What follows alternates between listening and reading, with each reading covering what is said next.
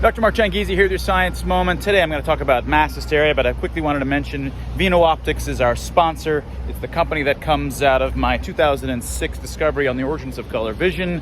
I was able to show, and it was a seminal discovery, that the reason that we primates have red-green vision, something that other animals don't have, is to see blood under the skin to help us see emotions and health and things like this. So we have the world's only colorblind glasses that augment that. We have the world's only vein finder glasses, and we have FreeX sunwear, the only sunwear that actually augments color vision as it's supposed to. So give our Vino Optics a try.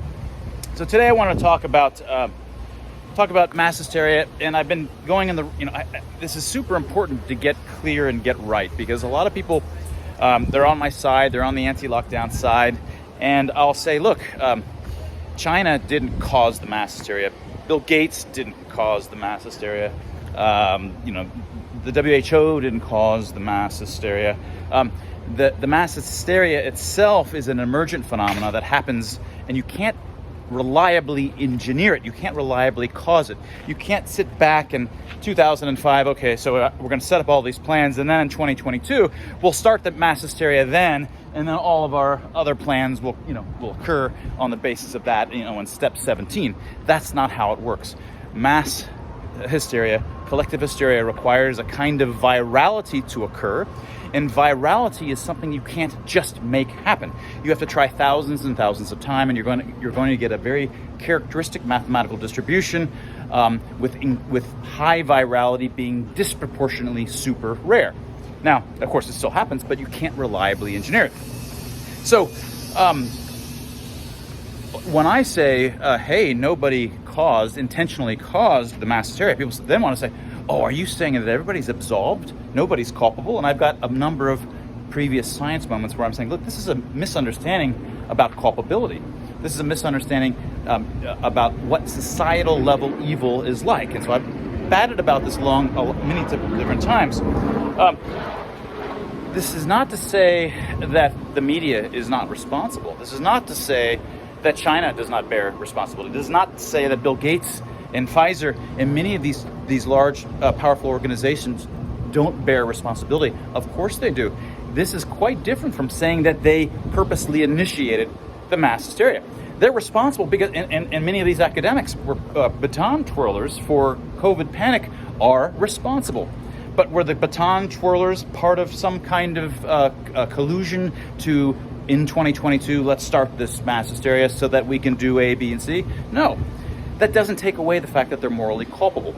Okay? So being morally responsible, so if the media had acted more responsibly, maybe the mass hysteria wouldn't have happened. If academics had acted responsibly, maybe it wouldn't have happened. If Pfizer had acted responsibly, done careful controls and so forth, maybe one of these sequela of this mass hysteria wouldn't have been so bad. Many different kinds of actors behaved irresponsibly, and those are the evils, especially the politicians. That's their main job.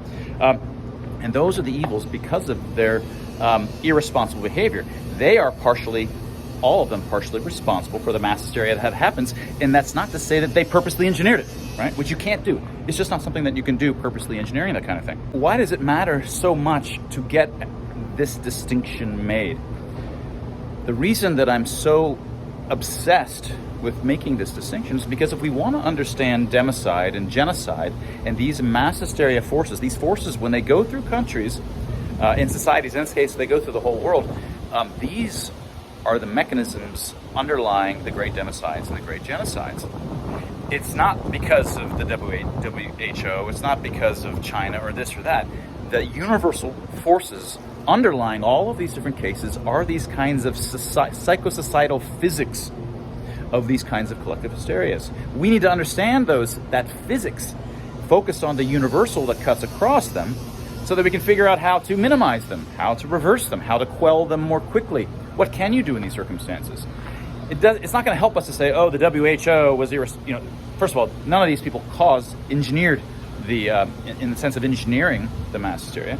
And it's certainly, we have to hold their feet to the fire so that maybe it provides some deterrent for the folks to be panic mongers and for folks to calm down. And we've talked about being aloof and having civil rights, civil liberties bones, so that no one feels the right to, under emergency circumstances, to take away people's civil liberties.